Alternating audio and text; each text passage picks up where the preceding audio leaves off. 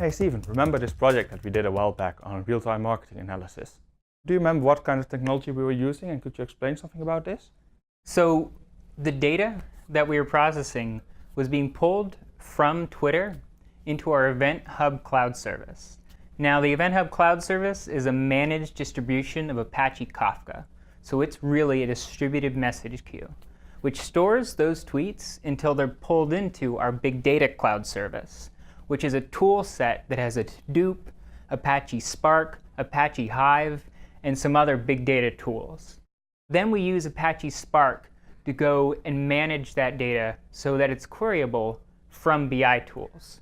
Now, we don't use just any BI tool. We used Oracle Analytics Cloud to pull that data with a native connection to Big Data Cloud service into OAC.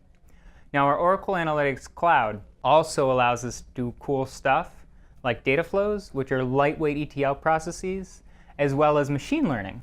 So we ended up doing sentiment analysis, I think you remember, on the tweets. Now, we are creating a workshop out of this.